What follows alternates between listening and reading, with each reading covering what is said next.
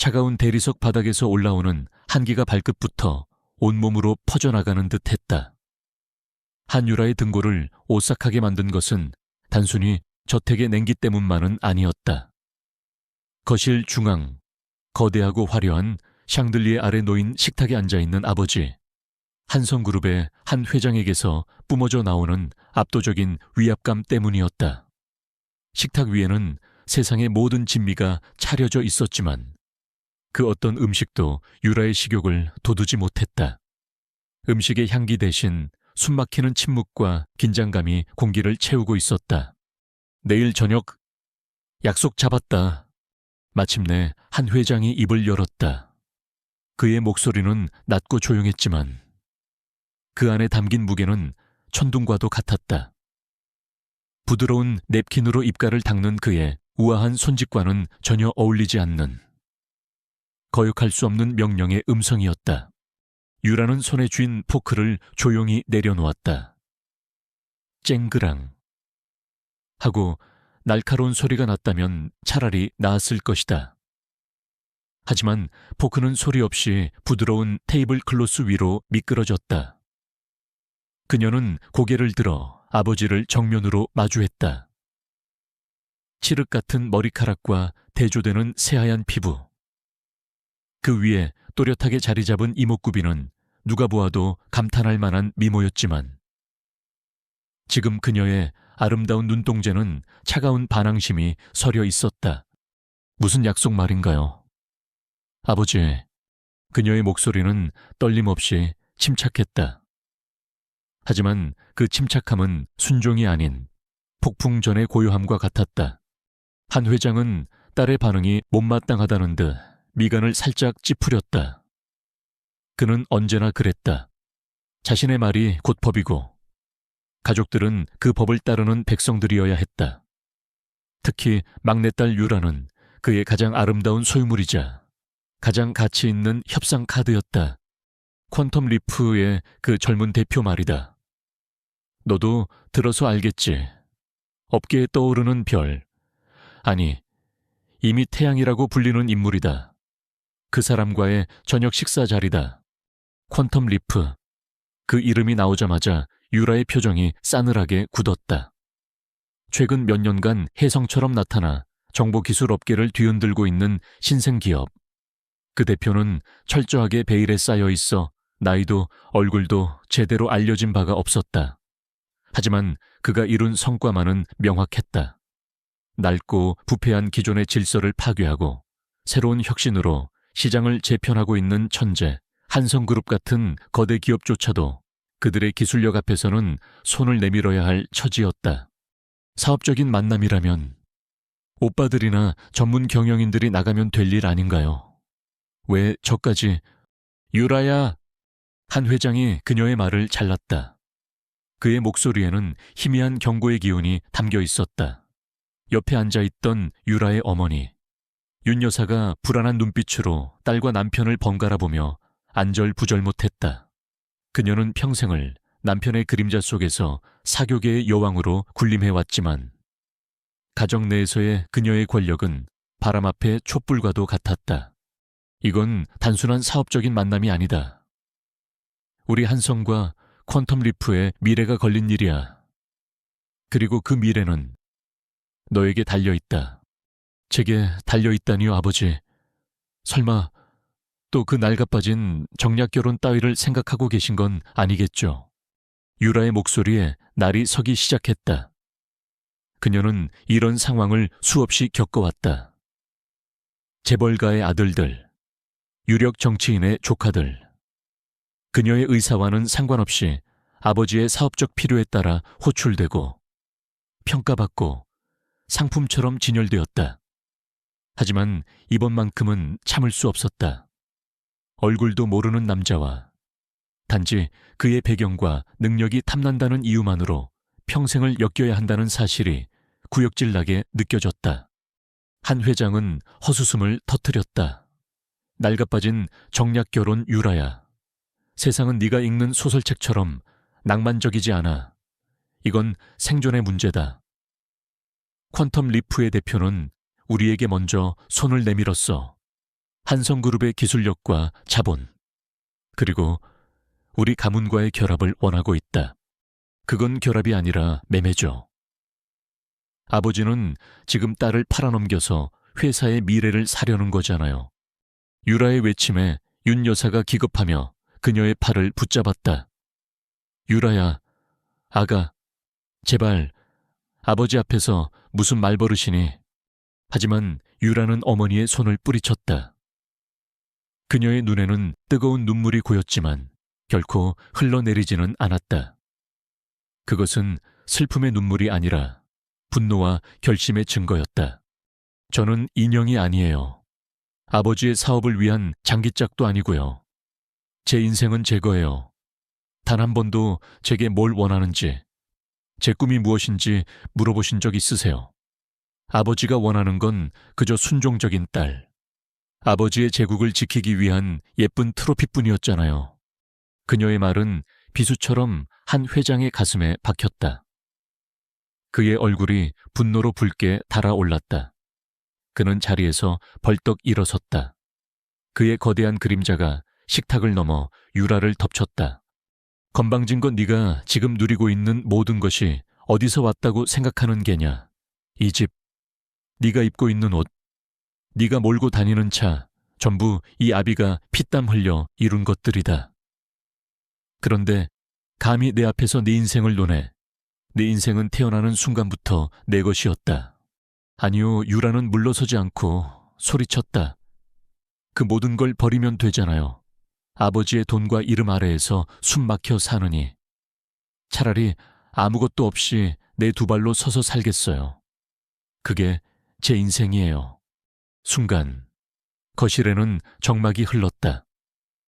한 회장은 딸의 눈에서 단 한 번도 본 적 없는 결코 꺾이지 않을 강한 의지를 보았다. 그것은 단순한 반항이나 투정이 아니었다. 자신의 존재를 건 선언이었다. 그는 잠시 말을 잃었지만 이내 더욱 차가운 목소리로 말했다. 헛소리 집어치워라. 넌 내일 저녁 약속 장소에 나오게 될 거다.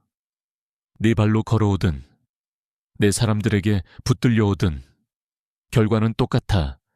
그게 네 운명이다. 운명, 그 단어가 유라의 마지막 인내심을 끊어버렸다. 그녀는 조용히 자리에서 일어났다.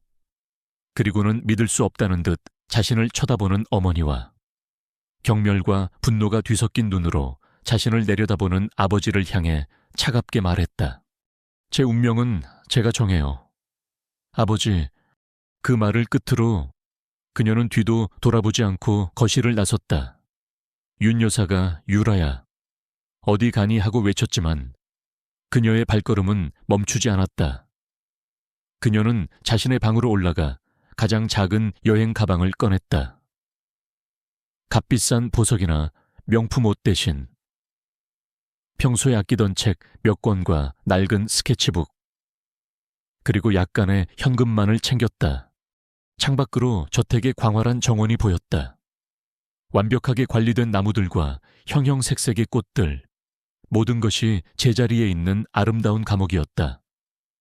그녀는 더 이상 이곳에 머물 수 없었다. 가방을 들고 계단을 내려오자 한 회장이 길을 막아섰다. 그의 뒤에는 검은 양복을 입은 경호원 2명이 서 있었다. 어디 가려는 게냐. 말씀드렸잖아요. 제 인생을 찾으러 가겠다고요. 이 문을 나서는 순간 넌 더 이상 내 딸이 아니다. 한성그룹의 어떤 지원도 내 이름도 사용할 수 없을 거다. 빈털터리로 길바닥에 나앉게 될 거란 말이다. 그래도 가겠느냐. 그것은 회유가 아닌 협박이었다. 하지만 유라의 마음은 이미 정해졌다. 그녀는 아버지를 똑바로 바라보며 희미하게 미소 지었다. 그것은 처음으로 보여주는 진정으로 자유로운 미소였다. 네, 그래도 가겠습니다. 아니, 그렇기 때문에 가야만 해요. 한 회장은 대답 대신 경호원들에게 눈짓을 했다. 그들이 유에게 다가오려는 순간 그녀는 가방을 바닥에 내려놓고 말했다. 절 만지기만 해봐요. 당장 여기서 소리 지르고 내일 아침 모든 신문 한 면에 한성그룹 회장, 딸을 감금하고 폭행하려 하다라는 기사가 실리게 만들 테니까요. 아버지, 어느 쪽이 더 큰 손해일까요? 말 안 듣는 딸 하나 잃는 것과 그룹 전체의 이미지가 나락으로 떨어지는 것 중에 그녀의 목소리는 얼음장처럼 차가웠고 눈빛은 칼날처럼 날카로웠다. 그녀는 더 이상 아버지의 돈과 권력 뒤에 숨은 연약한 공주가 아니었다. 자신의 모든 것을 걸고 싸울 준비가 된 전사였다. 경호원들이 망설이며 한 회장을 쳐다보았다. 한 회장의 얼굴 근육이 경련을 일으켰다. 그는 딸이 정말로 그럴 수 있는 아이라는 것을 알고 있었다. 분노로 온몸이 떨렸지만 그는 결국 손을 들어 경호원들을 물러나게 했다. 그라, 이가 갈리는 소리와 함께 한마디가 튀어나왔다. 가서 네가 말하는 그 잘난 인생이라는 게 얼마나 비참하고 하찮은 것인지 내 몸으로 직접 깨닫도록 해라. 그리고 울면서 돌아와도 그땐 내가 널 받아주지 않을 것이다. 유라는 아무 대답도 하지 않았다. 그녀는 바닥에 가방을 집어들고 굳게 닫힌 현관문을 향해 걸어갔다. 그녀가 문을 열고 밤의 어둠 속으로 사라지는 순간까지 한 회장과 윤 여사는 그 자리에 못 박힌 듯 서 있었다. 저택의 문이 닫히는 순간 유라는 비로소 참았던 숨을 내쉬었다. 차가운 밤 공기가 폐부 깊숙이 들어와 오히려 정신이 맑아지는 기분이었다. 그녀는 자신의 작은 스포츠카에 올라타 시동을 걸었다. 이제 어디로 가야 할까 막막했지만 두렵지는 않았다. 중요한 것은 어디로 가느냐가 아니라 스스로 가고 있다는 사실이었다. 엔진 소리가 조용한 부촌의 밤을 갈랐다. 유라는 백미러를 통해 점점 작아지는 자신의 집, 아니, 자신을 가두었던 거대한 황금새장을 바라보았다. 눈물은 나지 않았다. 대신 심장이 세차게 뛰기 시작했다. 자유를 향한, 그리고 미지의 미래를 향한 설렘 때문이었다. 오늘 밤 그녀는 한성그룹의 딸 한유라가 아닌 그저 한유라로서 새로운 삶을 향한 첫걸음을 내디딘 것이다. 한유라의 스포츠카는 정처 없이 밤의 도시를 헤맸다. 익숙한 강남의 번화가, 명품샵의 화려한 불빛과 고급 레스토랑이 즐비한 거리를 지날 때마다 그녀는 더욱 세게 가속 페달을 밟았다. 그 모든 것이 이제는 자신과 상관없는 세상처럼 느껴졌다. 아니, 처음부터 상관없었던 세상이었을지도 모른다. 아버지의 부와 권력이 만들어낸 허상. 그 안에서 그녀는 그저 아름다운 장식품에 불과했다. 얼마나 달렸을까. 무의식 중에 그녀의 차는 강북의 오래된 동네로 향하고 있었다. 높은 빌딩 숲 대신 나지막한 기와 지붕과 붉은 벽돌 담벼락이 이어지는 곳. 좁은 골목길 사이로 사람 사는 냄새가 물씬 풍기는 그녀만의 비밀스러운 안식처였다. 상류층의 친구들은 아무도 모르는, 오직 그녀만이 알고 있는 장소. 복잡하고 머리 아픈 일이 있을 때마다 그녀는 이곳을 찾아 이름 모를 찻집에 앉아 창밖을 보거나 작은 갤러리에 들러 무명 화가의 그림을 보며 위안을 얻곤 했다. 차를 멈추고 창문을 내리자 습기를 머금은 방 공기가 훅 끼쳐왔다. 고요했다. 간간히 들려오는 저녁 드라마 소리와 어느 집에서 풍겨 나오는 구수한 된장찌개 냄새가 오히려 마음을 편안하게 했다. 바로 이곳이었다. 그녀가 원했던 것은 이런 평범하고 진실된 삶의 풍경이었다. 그때였다. 후두둑 하고 차 지붕 위로 빗방울이 떨어지기 시작했다. 처음에는 몇 방울에 불과하던 비는 순식간에 장대비로 변해 세상을 집어삼킬 듯 쏟아져 내렸다. 와이퍼가 쉴 새 없이 움직였지만 흐릿해지는 시야를 감당할 수 없었다. 유라는 일단 비를 피하기 위해 차를 더 좁은 골목 안쪽으로 몰았다. 바로 그 순간 컥 하는 소리와 함께 차체가 심하게 덜컹거렸다. 이내 시동이 푸드득거리며 꺼져버렸다. 다시 키를 돌려 시동을 걸어보았지만 엔진은 미동도 하지 않았다. 억대 가격을 자랑하는 최첨단 독일제 스포츠카가 이 낡은 동네의 좁은 골목길 한복판에서 무용지물이 되어버린 것이다. 마치 그녀의 지난 삶을 조롱하기라도 하듯. 하필 이럴 때 유라는 허탈한 웃음을 지으며 핸들에 머리를 기댔다. 칠흑 같은 어둠, 세차게 쏟아지는 비, 옴짝달싹할 수 없는 차 안 완벽한 고립감이었다. 아버지의 저택에서 느꼈던 숨막히는 고립감과는 또 다른 막막하고 처절한 종류의 것이었다. 스마트폰을 들어 보험사에 전화를 걸었지만 빗소리에 섞여 상담원의 목소리가 제대로 들리지 않았다. 게다가 이렇게 좁은 골목까지 견인차가 들어오려면 한참은 걸릴 터였다. 그녀는 어쩔 수 없이 차 안에서 비가 그치기만을 기다리기로 했다. 쏟아지는 빗줄기가 차창을 두드리는 소리만이 유일한 소음이었다. 시간이 얼마나 흘렀을까? 차 안의 공기가 점점 답답하게 느껴질 무렵 그녀의 시야에 희미한 불빛이 들어왔다. 누군가 우산을 쓰고 그녀의 차 쪽으로 다가오고 있었다. 유라는 본능적으로 몸을 움츠렸다. 늦은 밤, 낯선 골목, 경계심이 머리끝까지 차올랐다. 남자는 점점 가까워졌고 차창 바로 옆에 멈춰섰다. 똑똑, 그가 창문을 두드렸다.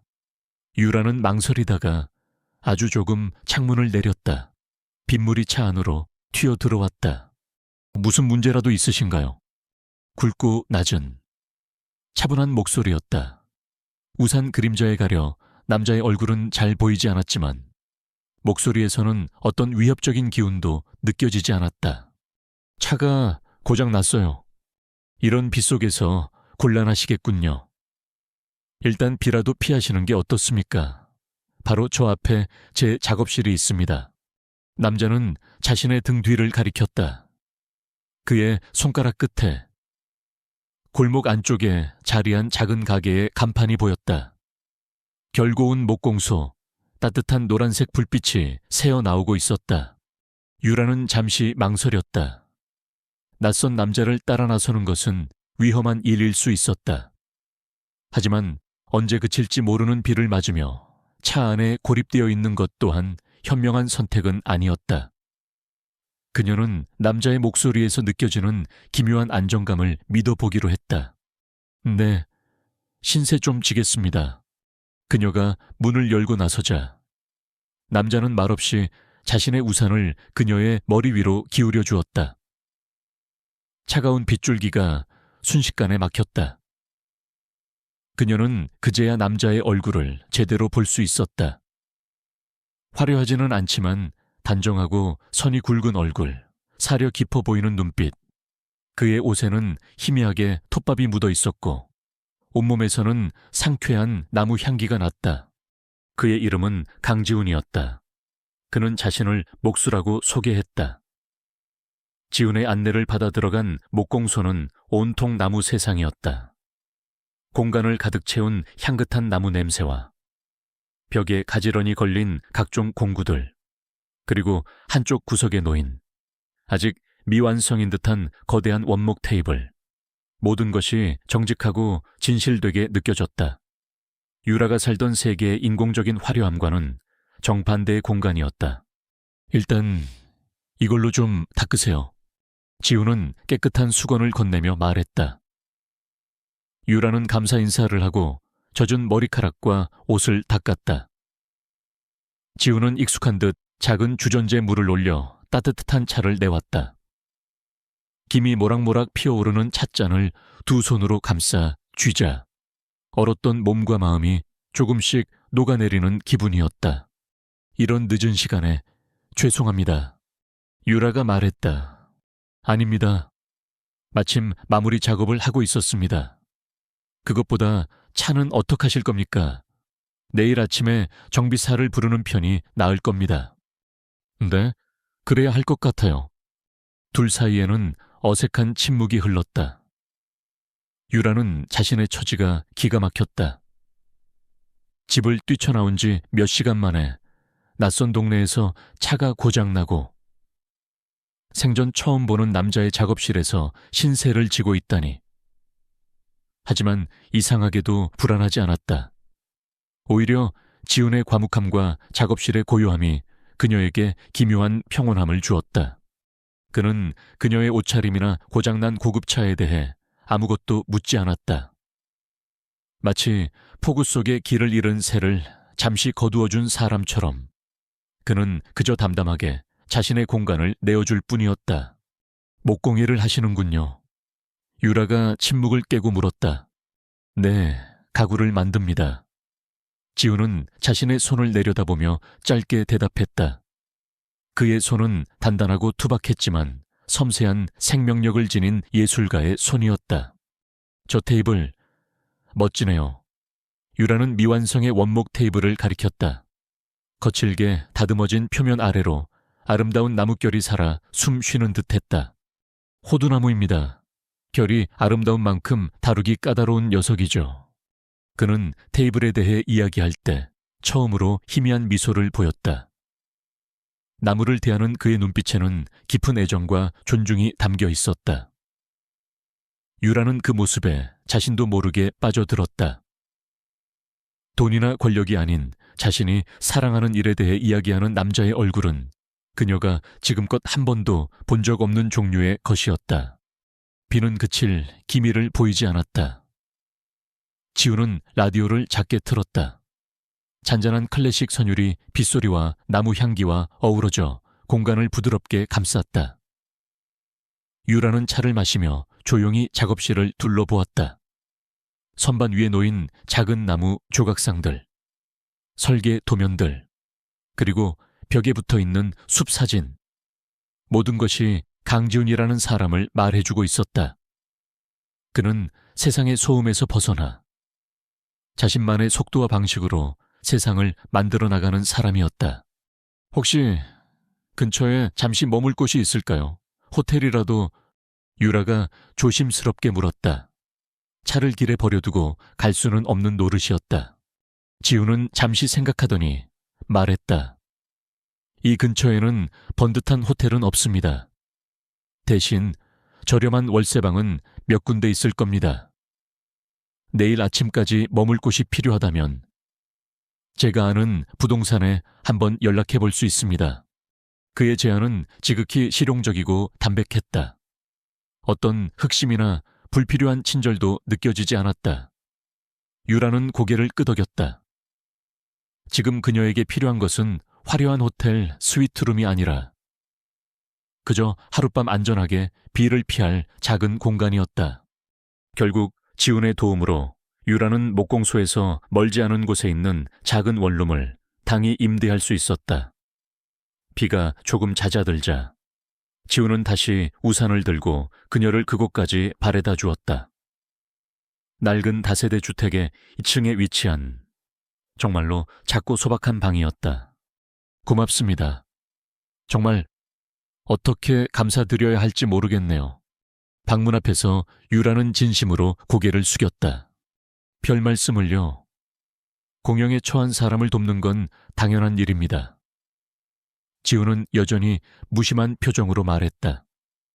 차는 내일 아침에 제가 아는 정비사에게 연락해 두겠습니다.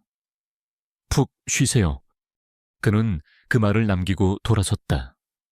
그의 넓은 어깨가 어두운 복도 속으로 사라지는 모습을 유라는 한참 동안 멍하니 바라보았다. 방 안에 들어와 문을 닫자 완벽한 정적이 찾아왔다. 텅 빈 방 안에는 낡은 침대와 작은 옷장 하나가 전부였다. 하지만 유라는 그 어떤 최고급 호텔 스위트룸에서도 느껴보지 못했던 아늑함과 자유로움을 느꼈다.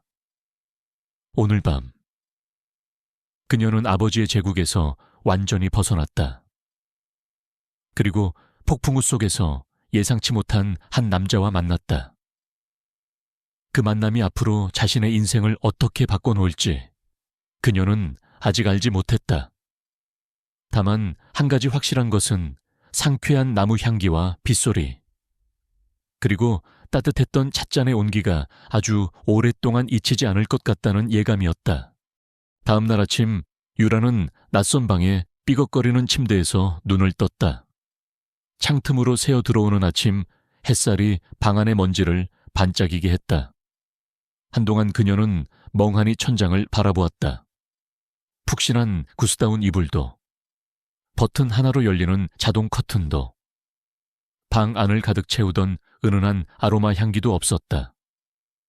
대신 낡은 벽지와 약간의 곰팡내, 그리고 창밖에서 들려오는 시끄러운 시장 소리가 그녀를 맞았다. 그런데 이상하게도 불쾌하지 않았다. 오히려 살아있다는 실감이 났다. 그녀는 자리에서 일어나 기지개를 켰다. 스스로의 힘으로 맞이하는 첫 아침이었다. 그녀는 더 이상 한성그룹의 공주가 아니었다. 그녀는 그저 이 낯선 동네의 작은 월세방에서 새 출발을 해야 하는 한유라였다. 그녀의 첫 번째 과제는 생존이었다. 아버지가 그녀의 모든 신용카드를 정지시킬 것은 불보듯 뻔했다. 그녀는 망설임 없이 항상 목에 걸고 다니던 작은 다이아몬드 목걸이를 풀었다. 어머니가 성년의 날 선물로 준 것이었지만 지금은 그저 생존을 위한 자금일 뿐이었다. 동네의 작은 금은방에서 생각보다 적은 현금을 손에 쥔 그녀는 곧바로 어젯밤 지훈이 소개해준 부동산을 찾아가 월세 계약을 마쳤다. 보증금과 몇 달치 월세를 내고 나니 수중에는 얼마 남지 않았다. 이제부터는 정말로 아껴 써야 했다. 그녀는 생전 처음으로 동네 시장에서 장을 봤다. 시끌벅적한 소음과 흥정하는 사람들, 싱싱한 채소와 생선 냄새, 모든 것이 새롭고 혼란스러웠지만 동시에 생생한 활기로 가득 차 있었다. 그녀는 서툰 솜씨로 저녁을 만들어 먹고 남은 시간에는 낡은 스케치북에 그림을 그렸다. 무엇을 그려야 할지 몰라 한참을 망설이다. 자신도 모르게 어젯밤 보았던 결고운 목공소의 풍경을 그리고 있었다. 향긋한 나무 냄새, 벽에 걸린 연장들, 그리고 묵묵히 나무를 다듬던 한 남자의 뒷모습을. 며칠 후 유라는 용기를 내어 다시 목공소를 찾았다. 감사 인사를 한다는 핑계였다. 문을 열고 들어서자 여전히 상쾌한 나무 향기가 그녀를 맞았다. 강지훈은 거대한 원목 위에서 땀을 흘리며 대패질을 하고 있었다. 그의 팔 근육이 움직일 때마다 나무 표면이 부드러운 속살을 드러냈다. 세상의 모든 소음이 차단된 채 오직 서걱서걱 하는 대패 소리만이 경건하게 울려 퍼졌다. 유라는 자신도 모르게 그 모습에 시선을 빼앗겼다. 오셨습니까? 그녀를 발견한 지훈이 하던 일을 멈추고 말했다. 그의 목소리는 여전히 무뚝뚝했지만 어딘지 모르게 반가운 기색이 비쳤다. 차는 잘 수리되었습니다. 정비소에서 연락이 왔어요. 아, 네, 고맙습니다. 신세 진 것도 있고 해서 저녁이라도 대접하고 싶은데. 유라가 조심스럽게 말하자 지훈은 잠시 그녀를 바라보더니 피식 웃었다. 됐습니다. 저녁 얻어먹자고 한 일도 아닌데요. 거절의 말이었지만 이상하게 기분이 나쁘지 않았다. 그는 정말로 어떤 대가도 바라지 않는 사람 같았다. 유라는 오히려 그런 그의 모습에 더욱 호기심이 생겼다. 그녀는 돌아가지 않고 작업실 한쪽에 놓인 작은 의자에 앉았다. 그냥 구경 좀 해도 될까요? 나무 만지는 거 신기해서요. 지훈은 별말 없이 다시 자신의 일에 몰두했다. 유라는 조용히 그를 지켜보았다. 그가 나무를 대하는 방식은 경이로웠다. 그는 단순히 나무를 자르고 깎는 것이 아니었다. 마치 나무와 대화를 나누는 듯 했다. 손으로 결을 쓸어보고 귀를 대고 소리를 듣는 듯한 행동을 하기도 했다. 그의 손끝에서 거칠던 나무는 점차 영혼을 가진 예술작품으로 변해가고 있었다. 그날 이후 유라는 거의 매일 목공소를 찾았다. 처음에는 그저 구경만 했지만 어느새 그녀는 지훈에게 작은 허드레쉬를 배우기 시작했다.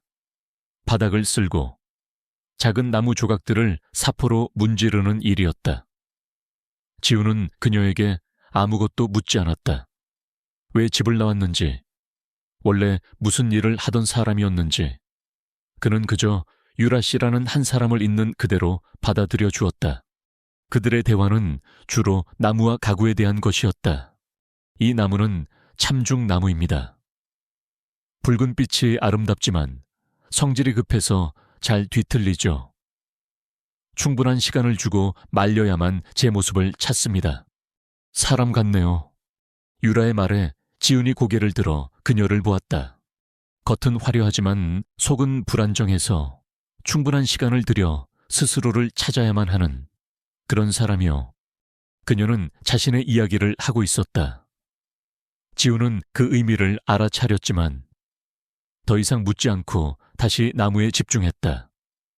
하지만 그의 눈빛은 이전보다 한결 부드러워져 있었다. 시간이 흐르면서 그들의 관계는 조금씩 깊어졌다. 함께 저녁으로 라면을 끓여 먹기도 하고 지훈이 드립 커피를 내려주면 유라는 자신이 시장에서 사온 붕어빵을 내놓았다. 비가 오는 날이면 낡은 라디오에서 흘러나오는 음악을 들으며 말없이 각자의 작업에 몰두했다. 유라는 스케치북에 그림을 그렸고 지훈은 나무를 만졌다. 그 고요하고 평화로운 시간이 유라에게는 그 어떤 화려한 파티보다도 소중하게 느껴졌다. 그녀는 지훈에게서 새로운 세상을 배웠다. 빠르게, 더 많이, 더 높이를 외치던 세상에서 벗어나 기다림의 미학을 배웠다. 나무가 자라는 시간, 건조되는 시간, 그리고 하나의 가구로 완성되는 시간. 그 모든 과정에는 조급함이 아닌 자연의 섭리에 대한 존중이 담겨 있었다. 한편 한성그룹의 한 회장은 분노의 나날을 보내고 있었다. 애지중지 키운 딸이 가출한 것도 모자라 공들여 추진하던 퀀텀 리프와의 계약이 미궁에 빠졌기 때문이었다. 퀀텀 리프의 대표는 한유라 씨와의 개인적인 인연으로 시작된 일이니 그녀 없이는 사업 논의도 무의미하다는 입장을 고수했다. 얼굴 한번 본 적 없는 놈이 건방지기 짝이 없었지만 그의 능력이 아쉬운 한 회장으로서는 어쩔 도리가 없었다. 아직도 못 찾았나? 회장실에는 한 회장의 고함 소리가 울려 퍼졌다. 그의 앞에 고개를 숙이고 서 있는 김 비서는 식은땀을 흘렸다. 죄송합니다. 회장님, 아가씨의 모든 금융기록과 통신기록이 끊겼습니다. 지인들을 탐문해봤지만 아는 사람이 아무도 없습니다. 마치 증발이라도 하신 것 같습니다. 증발, 이 서울 땅에서 사람이 증발을 해 무능한 것들. 내 모든 정보망을 동원해서라도 당장 찾아내 그 애가 어디서 뭘 하고 있는지, 누구와 함께 있는지 낱낱이 알아오란 말이다. 한 회장의 명령에 한성그룹의 정보팀이 총동원되었다. 그들은 유라의 마지막 행적을 추적하기 시작했다. 그녀의 차가 마지막으로 찍힌 CCTV, 그녀가 목걸이를 팔았던 금은방, 그리고 그녀가 계약한 부동산까지. 거대한 그물망이 조용하고 평화로운 그 동네를 향해 서서히 그리고 집요하게 좁혀오고 있었다. 유라는 그 사실을 까맣게 모른 채 지훈과의 소박한 행복에 젖어 있었다. 어느 날 저녁 그녀는 자신이 그린 그림들을 지훈에게 보여주었다. 스케치북에는 목공소의 풍경, 지훈이 작업하는 모습, 그리고 동네의 소박한 골목들이 가득했다. 재능이 있네요. 유라 씨, 지훈이 진심으로 감탄하며 말했다. 어렸을 때 꿈이 화가였어요. 아버지는 쓸데없는 짓이라고 하셨지만 왜 쓸데없는 짓입니까? 이렇게 아름다운 걸 만들어내는 일인데요. 지훈은 선반 위에 있던 작은 나무 조각을 집어들었다. 자투리 월넛 나무였다. 그는 잠시 그것을 만지작거리더니 능숙한 솜씨로 조각칼을 움직이기 시작했다. 서걱서걱 나무가 깎여나가는 소리가 기분 좋게 울렸다. 유라는 숨을 죽이고 그의 손놀림을 지켜보았다. 얼마 후 그의 손에서 작은 돌고래 한 마리가 태어났다. 부드러운 곡선과 살아있는 듯한 눈, 정말로 금방이라도 헤엄쳐 나갈 것만 같았다. 자요. 지우는 그 나무 돌고래를 율에게 건넸다. 이게 뭐예요? 월넛은 지혜와 보호를 상징합니다. 그리고 돌고래는 자유를 뜻하죠. 유라는 떨리는 손으로 작은 돌고래를 받아들었다. 차갑고 단단한 나무의 감촉 속에서 따뜻한 그의 마음이 전해져 오는 듯했다. 그 순간 그녀는 깨달았다. 자신이 이 남자를 사랑하게 되었다는 것을. 어떤 조건도 배경도 없이 그저 강지훈이라는 사람 자체를. 그녀의 눈에 조용히 눈물이 고였다. 바로 그 시각 한성그룹 회장실, 김 비서가 다급한 목소리로 보고하고 있었다. 회장님, 찾은 것 같습니다. 한 회장의 눈이 번뜩였다. 아가씨는 현재 강북구의 한 다세대 주택에 거주하고 있으며 결고운 목공소라는 곳에서 매일 시간을 보내고 있는 것으로 확인되었습니다. 목공소 주인은 강지훈이라는 남자입니다. 보고를 듣는 한 회장의 얼굴이 차갑게 굳어갔다. 감히 자신의 귀한 딸이 허름한 동네의 목수 따위와 어울리고 있다는 사실에 참을 수 없는 분노와 모멸감이 치밀어 올랐다. 그놈, 당장 그놈에 대해 알아봐.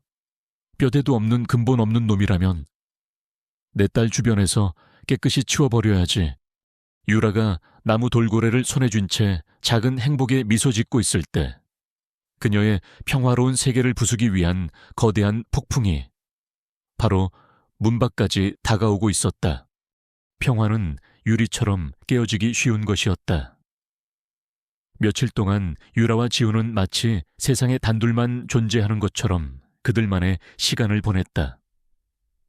유라는 지훈이 알려준 대로 작은 나무 조각에 사포질을 하며 나무의 부드러운 감촉을 익혔고, 지훈은 그런 그녀를 대견한 눈빛으로 바라보며 묵묵히 자신의 일을 했다. 작업장에는 경쾌한 라디오 음악과 기분 좋은 나무 냄새, 그리고 두 사람 사이를 흐르는 조용하고 따뜻한 공기만이 존재했다. 모든 것이 완벽하다고 생각했던 바로 그 순간, 불길한 그림자가 그들의 작은 성역을 덮쳤다. 끼익 하는 날카로운 타이어 마찰음이 골목의 정적을 깼다. 마치 약속이라도 한 듯. 검은색 고급 세단 여러 대가 좁은 골목길을 가득 메우며 멈춰 섰다. 차문이 열리고 검은 양복을 입은 남자들이 내리는 모습은 평화로운 동네의 풍경과는 너무나도 이질적이었다. 주변의 가게 주인들과 행인들이 무슨 일인가 싶어 호기심 어린 눈으로 쳐다보기 시작했다. 그리고 마지막으로 가장 안쪽 차에서 한 남자가 내렸다.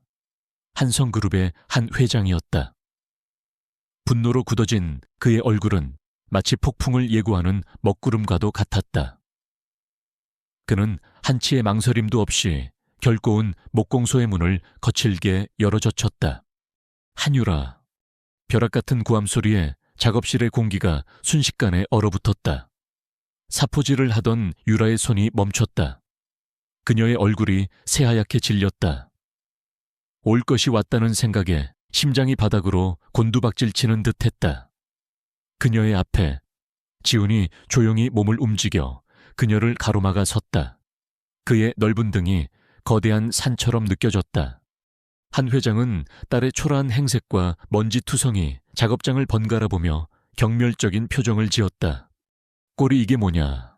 내가 너를 어떻게 키웠는데 고작 이런 먼지 구덩이에서 뒹굴고 있으려고 내 속을 썩인 게냐. 그의 시선이 유라 앞에 선 지훈에게로 향했다. 그는 지훈의 머리부터 발끝까지를 훑어보았다. 톱밥이 묻은 낡은 작업복, 굳은 살이 박인 투박한 손, 그의 입가에 비웃음이 걸렸다. 내 놈이냐? 내 딸을 꼬드겨서 이 지경으로 만든 놈이.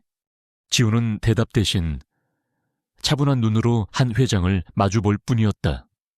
그 눈에는 두려움이나 위축됨이 없었다. 오히려 무례한 침입자를 관찰하는 듯한 고요함이 담겨 있었다. 그 태도가 한 회장의 분노에 더욱 불을 지폈다. 아버지, 그만하세요. 이 사람은 아무 잘못 없어요. 다 제가 선택한 일이에요. 유라가 지훈의 등 뒤에서 소리쳤다. 하지만 한 회장은 그녀의 말을 무시했다. 그의 눈에는 오직 자신의 계획을 망치고 딸을 오염시킨 저 천박한 목수 녀석만 보일 뿐이었다. 내 놈, 이름이 뭐라고 했지? 강지훈, 어디 뼈대도 없는 놈이 감히 내 딸을 넘봐 목적이 뭐냐? 돈이냐? 내 딸을 미끼로 한성그룹의 빨대라도 꽂아보시겠다. 그의 목소리는 모욕감으로 가득 차 있었다. 그는 지갑에서 수표책을 꺼내 들었다. 얼마면 되겠나? 이런 놈들 속셈이야 뻔하지. 원하는 액수를 말해봐. 그리고 내 딸 앞에서 당장 사라져. 그것은 지훈이라는 한 인간의 존재 자체를 부정하는 행위였다. 그 순간 지훈이 처음으로 입을 열었다. 회장님. 그의 목소리는 낮고 조용했지만 작업실의 모든 소음을 압도할 만큼의 무게를 싣고 있었다. 세상 모든 것을 돈으로 살 수 있다고 생각하시는 것 같습니다. 뭐라고? 따님에게는 따님의 인생이 있는 겁니다. 회장님께서 설계하고 지시하는 삶이 아니라요. 지훈의 담담한 지적에 한 회장의 얼굴이 시뻘겋게 달아올랐다. 감히 천한 목수놈이 자신을 가르치려 들다니. 내 놈이 뭘 안다고 짓거려 내가 내 놈 같은 놈 하나 이 바닥에서 매장시키는 건 일도 아니야. 당장 이 목공소문을 닫게 만들고 대한민국 어디에서도 연장 하나 잡지 못하게 만들어줄 수도 있어. 알아들어. 잔인한 협박이었다. 유라는 온몸이 떨려왔다. 아버지는 말로만 그치는 사람이 아니었다. 그는 정말로 이 선량한 남자의 인생을 송두리째 망가뜨릴 수 있는 힘을 가진 사람이었다. 자신의 어리석은 반항 때문에 아무 잘못도 없는 지훈이 희생될 수는 없었다. 그녀는 더 이상 지훈의 등 뒤에 숨어 있을 수 없었다. 유라는 앞으로 나섰다. 그리고 망설임 없이 지훈의 투박한 손을 잡았다. 그의 손은 따뜻하고 단단했다. 그녀는 그 온기에 용기를 얻어 자신의 아버지를, 자신을 낳아준 그 거대한 괴물을 정면으로 마주했다. 주변에서 웅성거리는 사람들의 시선이 느껴졌지만 이제 아무것도 상관없었다. 아버지, 그녀의 목소리는 놀라울 정도로 차분하고 단호했다. 작업장 안에 모든 시선이 그녀에게로 쏠렸다. 잘 들으세요. 저는 이 사람과 결혼하겠습니다. 폭탄 선언이었다. 한 회장의 눈이 믿을 수 없다는 듯 커졌다. 지훈조차도 놀라 잡은 손에 힘을 주며 그녀를 돌아보았다. 하지만 유라는 멈추지 않았다. 그녀는 아버지의 권력이 더 이상 미치지 못하는 곳으로 가야만 했다. 그것이 이 남자를 지킬 수 있는 유일한 방법이었다.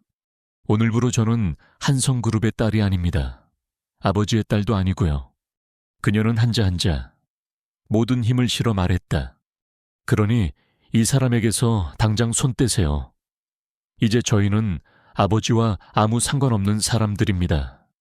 아버지가 가진 그 어떤 힘도, 돈도 더 이상 저희에게는 통하지 않을 겁니다. 그것은 완벽한 결별 선언이었다. 딸의 입에서 나온 아버지의 세계에 대한 완전한 부정. 한 회장은 순간 말을 잃었다. 분노를 넘어선 거대한 충격이 그의 전신을 휩쓸었다. 그는 자신의 딸이 이렇게까지 나올 줄은 상상도 하지 못했다. 자신의 통제력이 완벽하게 미치지 않는 영역이 존재한다는 사실을 처음으로 깨달은 것이다. 주변은 물을 끼얹은 듯 조용해졌다. 구경하던 동네 사람들은 숨을 죽인 채 한편의 드라마 같은 상황을 지켜보고 있었다. 한 회장의 얼굴이 붉은색에서 하얀색으로, 다시 검붉은 색으로 변해갔다. 그는 부들부들 떨리는 손으로 유라와 지훈을 번갈아 가리켰다. 후회하게 될 거다.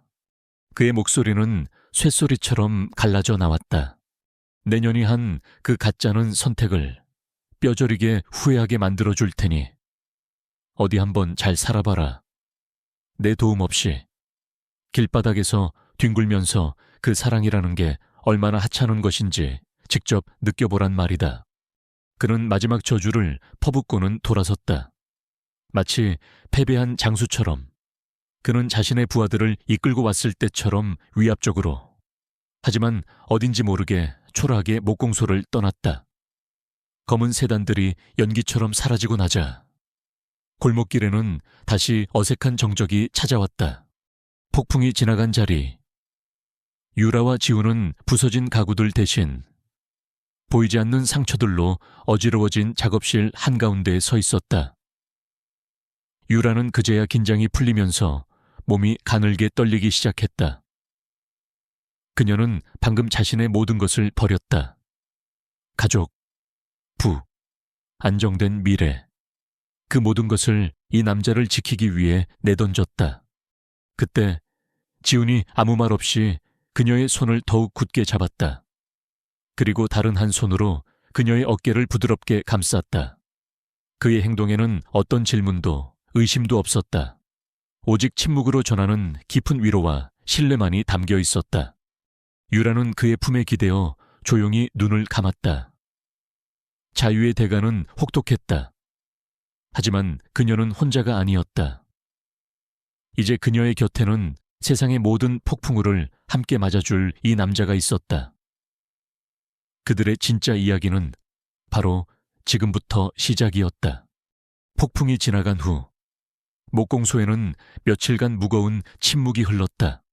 한 회장이 남기고 간 상처는 보이지 않았지만 두 사람의 마음속에 깊이 새겨졌다. 유라는 자신이 내뱉은 말의 무게를 실감하며 밤잠을 설쳤고, 지훈은 그런 그녀를 묵묵히 지켜보며 곁을 떠나지 않았다. 그는 유라의 충동적인 선언에 대해 단 한마디도 묻지 않았다. 그저 평소처럼 나무를 만지고 그녀에게 따뜻한 차를 건넬 뿐이었다. 그날 저녁 두 사람은 작업실 한쪽에 마주 앉았다. 지훈이 먼저 침묵을 깼다. 정말 괜찮겠어요. 그의 목소리에는 깊은 염려가 담겨 있었다. 나 같은 사람이랑 앞으로의 모든 걸 감당할 수 있겠냐는 말입니다. 그는 자신의 거칠어진 손을 내려다보았다. 이 손으로 그녀가 누려왔던 세상을 만들어줄 수는 없었다. 오히려 자신의 존재가 그녀를 더 깊은 나락으로 끌어내린 것만 같았다. 유라는 고개를 저었다. 그녀는 그의 손 위로 자신의 손을 포겠다. 괜찮지 않은 건 없어요. 내가 원했던 삶이 이런 거니까. 그리고 지훈 씨 같은 사람이 아니라 강지훈이라는 사람이 좋은 거예요. 그녀의 눈빛은 흔들림이 없었다. 그날 한 말은 아버지를 막기 위한 전략이 아니었어요. 내 진심이었어요. 지훈은 그녀의 맑은 눈동자를 한참 동안 바라보았다. 그 안에는 동정도, 순간의 감정도 아닌 굳건한 신뢰와 사랑이 담겨 있었다. 그는 조용히 고개를 끄덕였다. 더 이상의 말은 필요 없었다. 며칠 후 두 사람은 구청으로 향했다. 유라의 결혼식은 그녀가 상상했던 그 어떤 것과도 달랐다. 화려한 웨딩드레스도, 수백 명의 하객도, 눈부신 조명도 없었다. 그녀는 자신이 가진 옷 중에 가장 단정한 하얀색 원피스를 입었고, 지훈은 깨끗하게 세탁한 셔츠를 입었다. 그들의 손에는 값비싼 예물 반지 대신 서로를 향한 굳건한 마음만이 들려 있었다. 혼인신고 서류에 나란히 이름을 적고 지장을 찍는 순간, 유라는 기묘한 해방감을 느꼈다. 서류를 처리하는 무심한 표정의 공무원과 형광등 불빛만이 전부인 삭막한 공간이었지만, 그녀에게는 세상에서 가장 성스러운 예식이었다. 이제 두 분은 법적으로 부부입니다. 라는 말이 떨어졌을 때 두 사람은 말없이 서로를 보며 웃었다.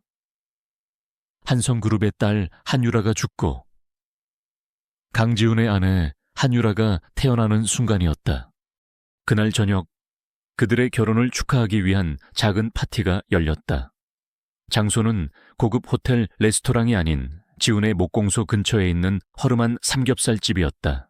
하객은 단 3명, 목공소 옆 철물점을 운영하며 지훈을 친아들처럼 아껴주는 노부부와 지훈 밑에서 일을 배우는 말수적은 청년이 전부였다.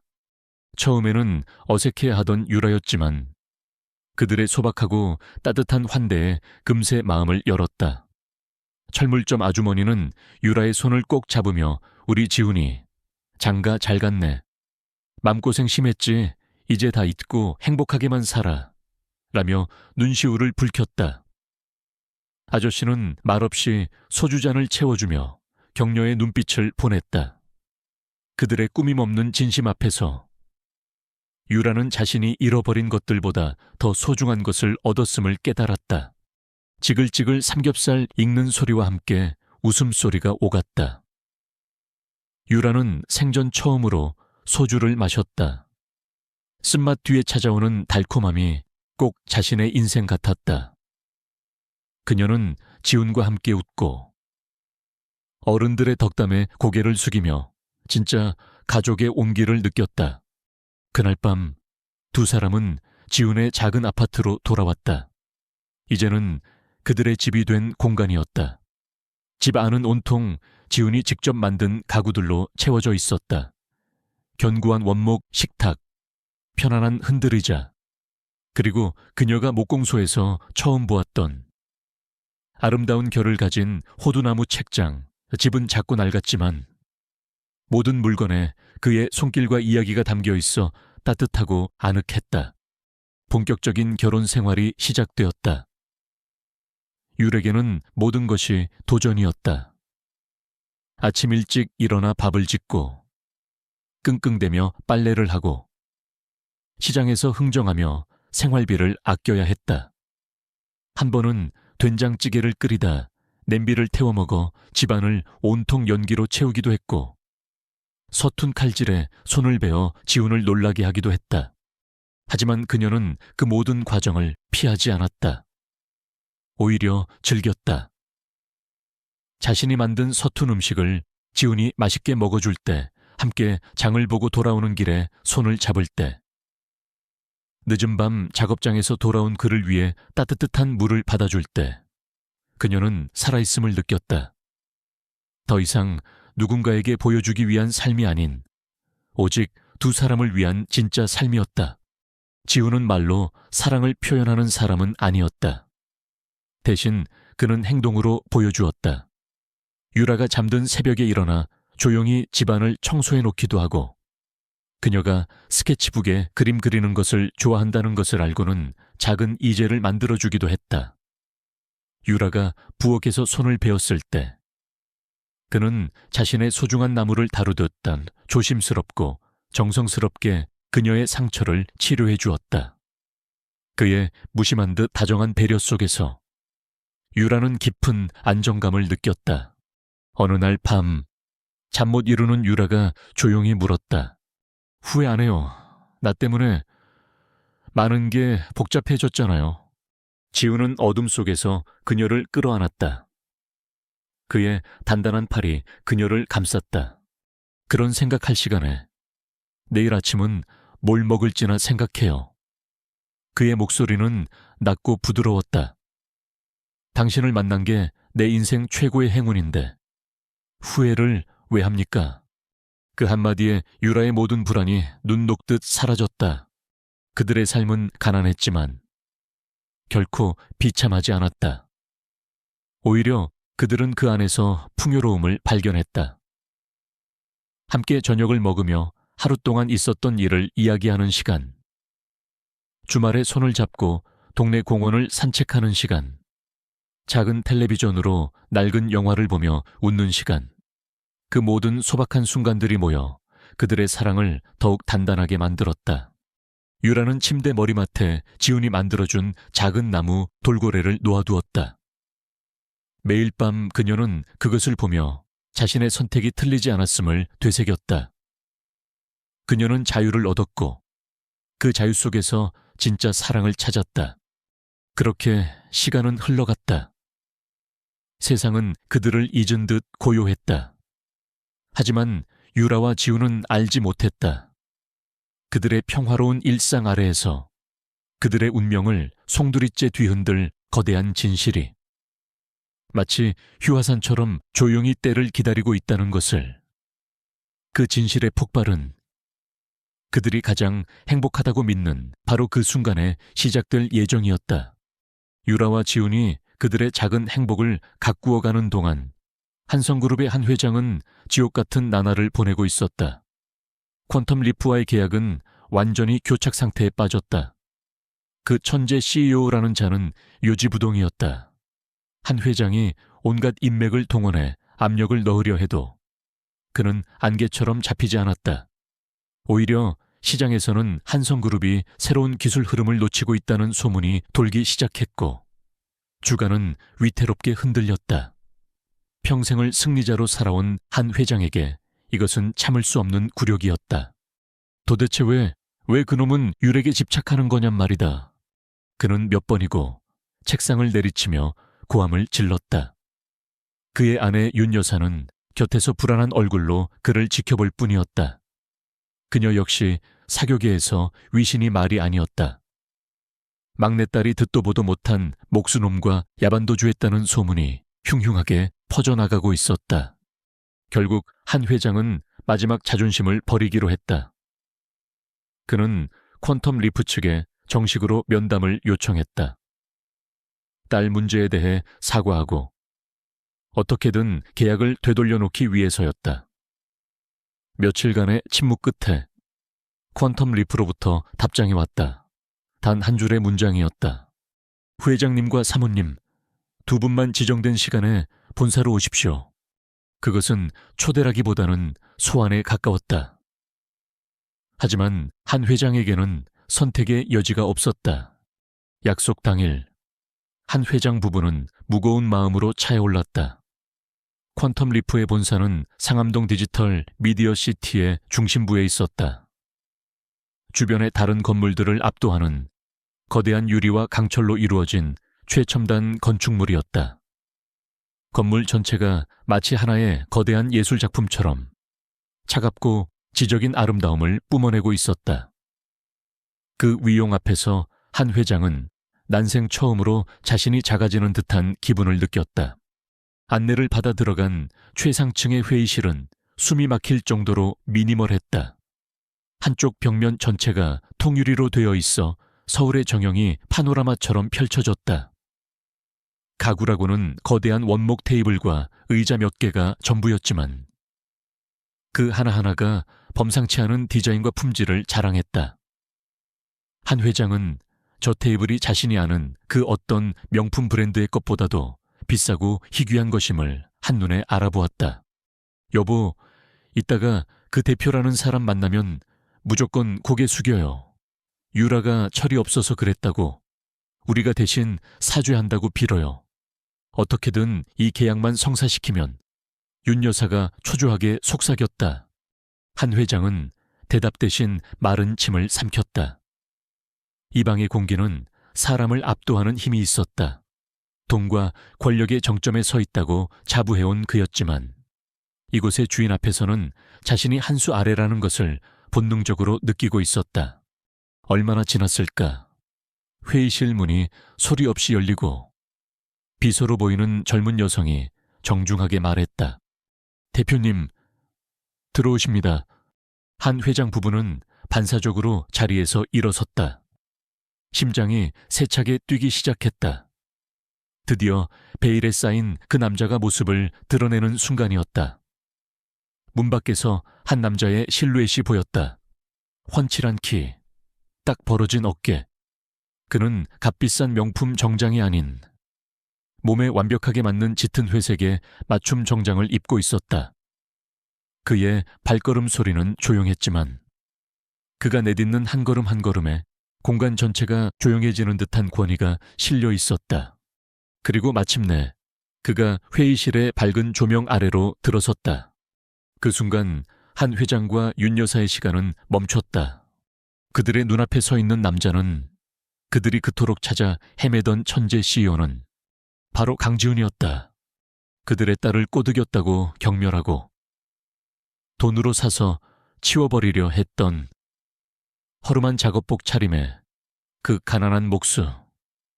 바로 그 남자였다. 윤 여사는 비명도 지르지 못하고 입만 뻐끔거렸다. 그녀의 손에 들려있던 수천만 원짜리 명품백이 바닥으로 툭 떨어졌지만 아무도 그 소리를 듣지 못했다. 한 회장의 얼굴은 충격으로 하얗게 질렸다가 이내 붉게 달아올랐다.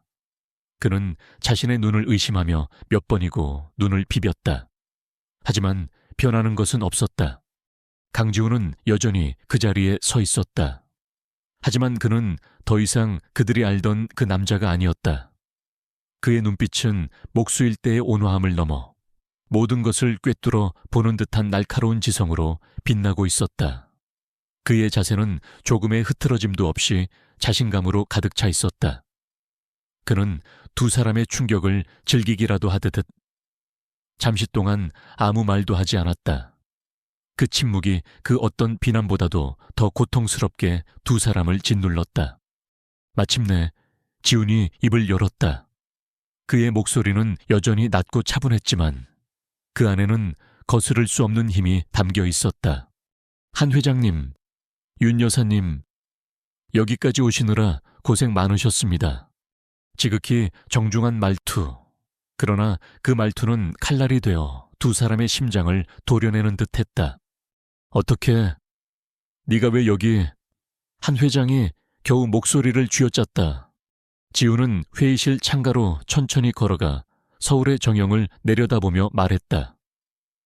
제가 왜 여기 있는지 궁금하십니까? 아니면 제가 왜 목수 행세를 했는지가 궁금하신 겁니까?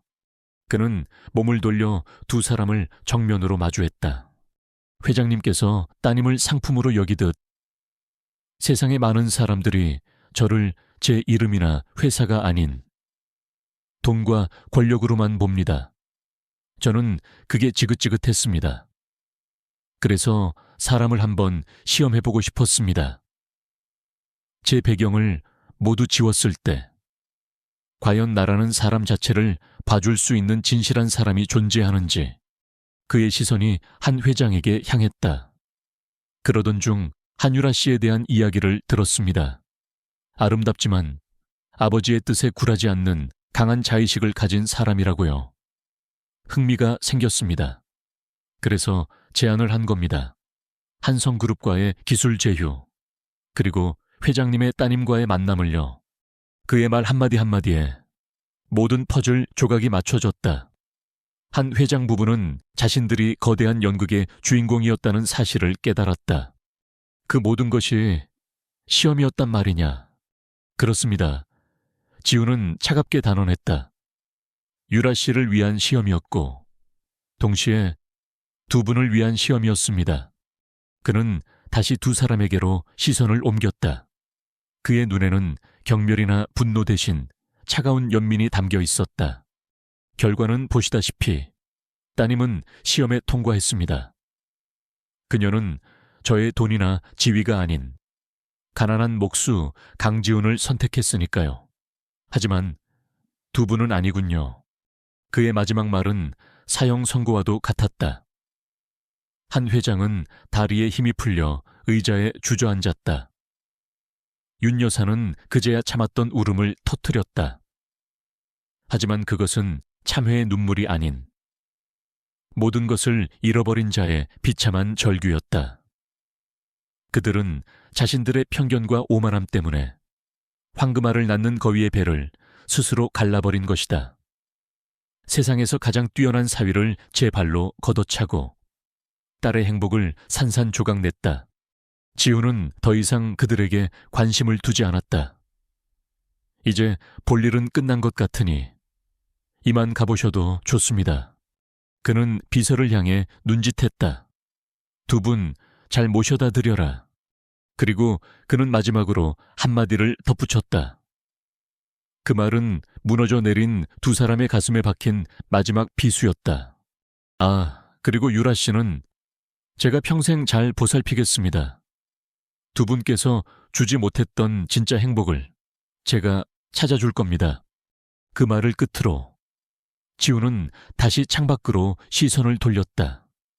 그의 등 뒤에서 한때 대한민국 재계를 호령했던 거물과 그의 아내가 넋이 나간 사람처럼 비서에게 이끌려 회의실을 빠져나갔다. 거대한 유리궁전에서 쫓겨나는 그들의 뒷모습은 너무나도 초라했다. 모든 가면이 벗겨졌다. 그리고 그 아래에서 드러난 진실은 누군가에게는 구원이었고 누군가에게는 파멸이었다. 그날 저녁 유라는 작은 원룸 아파트에서 지훈을 기다리고 있었다. 그녀는 콧노래를 부르며 정성스럽게 저녁을 준비했다. 서툴렀던 요리 솜씨는 이제 제법 능숙해져 맛있는 냄새가 작은 집 안을 가득 채우고 있었다. 그녀의 삶은 단조로웠지만 그 안에는 이전의 그 어떤 순간보다도 큰 행복과 만족감이 있었다. 그녀는 이제 한성그룹의 딸이 아닌 목수 강지훈의 아내로서의 삶에 완벽하게 적응했다. 현관문 열리는 소리가 들리자 유라는 활짝 웃으며 달려나갔다. 왔어요.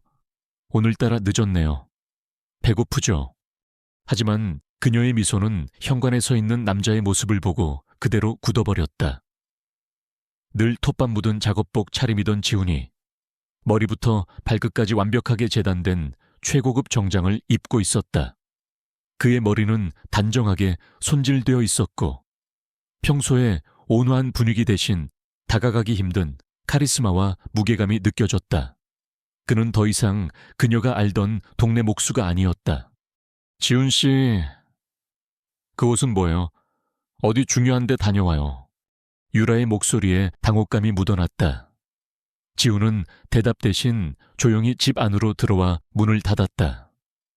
그는 유라의 어깨를 잡고 두 사람의 작은 식탁 의자에 그녀를 앉혔다. 그리고 자신은 그 앞에 무릎을 꿇었다. 유라 씨, 그의 목소리가 무겁게 가라앉았다.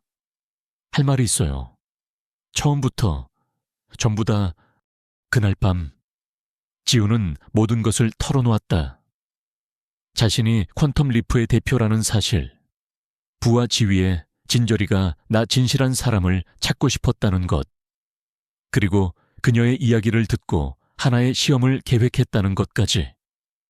그는 그녀를 사랑하게 된 과정이 결코 계획된 것이 아니었으며 그녀의 진심에 감동받고 그녀 없이는 살 수 없게 되었다는 사실을 절박하게 고백했다. 유라는 거대한 망치로 머리를 맞은 듯한 충격 속에서 그의 이야기를 들었다. 쇼크, 불신, 그리고 뒤이어 미세한 배신감이 밀려왔다. 그녀가 목숨처럼 지키려 했던 소박한 삶과 사랑이 사실은 거대한 연극 무대 위에서 벌어진 일이었다니. 왜 말 안 했어요? 그녀의 목소리가 가늘게 떨렸다. 내가 사랑한 건 이 모든 게 거짓이었어요. 아니, 지훈은 고개를 저으며 그녀의 손을 꼭 잡았다. 그의 눈에는 절실함이 가득했다. 상황은 거짓이었을지 몰라도 내 마음은 단 한순간도 거짓인 적 없었어요.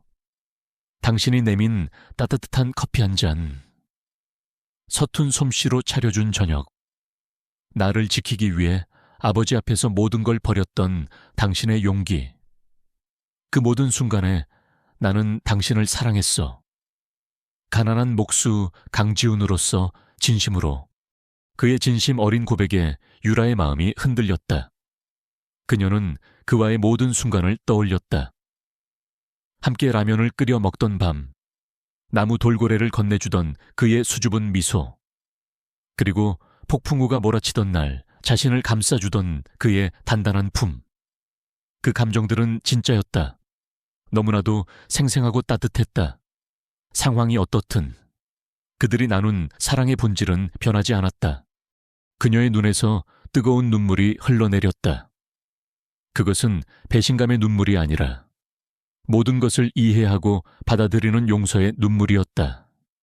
그녀는 그의 목을 끌어안았다. 바보, 그녀가 흐느끼며 말했다. 당신이 누구든 상관없었어요. 나는 그냥 강지훈이면 됐는데. 지훈은 그녀를 더욱 세게 끌어안았다. 길고 길었던 연극이 끝나고 두 사람은 비로소 완전한 진실 속에서 서로를 마주하게 되었다. 다음 날 세상은 뒤집혔다.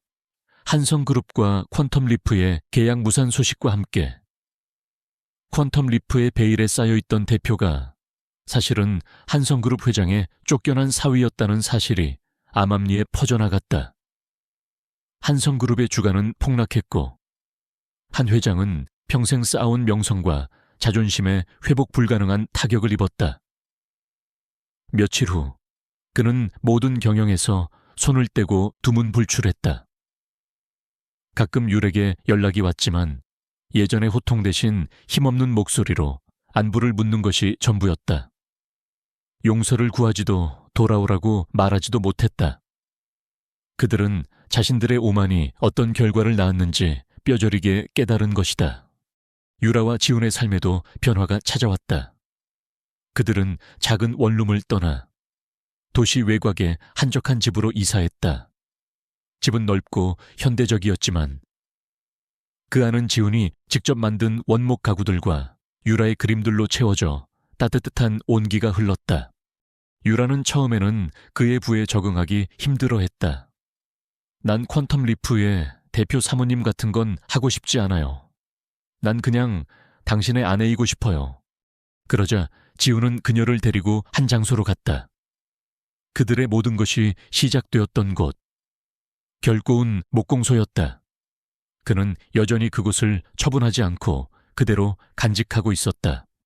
나도 퀀텀리프의 대표이기 이전에 그냥 나무를 사랑하는 목수야. 그가 말했다. 여기가 내 뿌리고 내 본질이야. 그리고 당신은 그런 나를 사랑해준 유일한 사람이고 우리는 이 뿌리를 잊지 않으면 돼. 세상이 우리를 뭐라고 부르든 우리는 그저 우리 방식대로 살면 되는 거야. 그의 말에 유라는 비로소 모든 것을 받아들일 수 있었다. 그들은 새로운 삶의 방식을 만들어 나갔다. 지훈은 회사를 경영하면서도 시간이 날 때마다 목공소에서 나무를 만졌다. 유라는 그의 지원을 받아 작은 갤러리를 열어 자신처럼 재능은 있지만 기회가 없는 무명 화가들을 후원하는 일을 시작했다. 그들은 부를 외면하지 않았지만 그것에 휘둘리지도 않았다.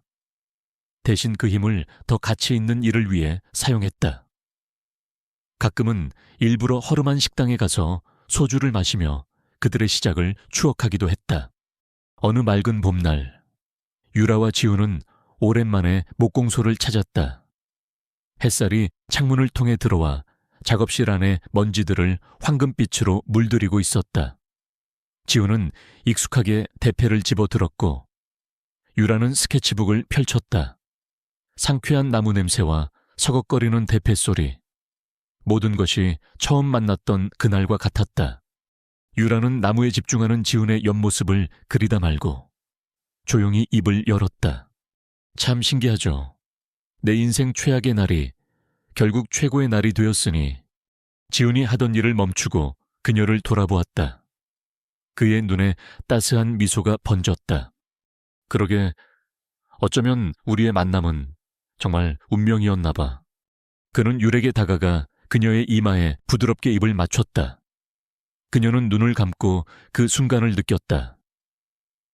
폭풍우가 몰아치던 밤, 절망의 끝에서 만난 인연. 그 인연은 모든 시련을 이겨내고 이제 영원한 사랑으로 피어났다. 그들의 등 뒤로 봄 햇살이 그들이 함께 만들어갈 미래를 축복하듯 따스하게 쏟아져 내리고 있었다. 이것은 동화 같은 이야기의 끝이 아니라 진정한 행복을 찾은 두 사람의 현실적인 삶의 시작이었다.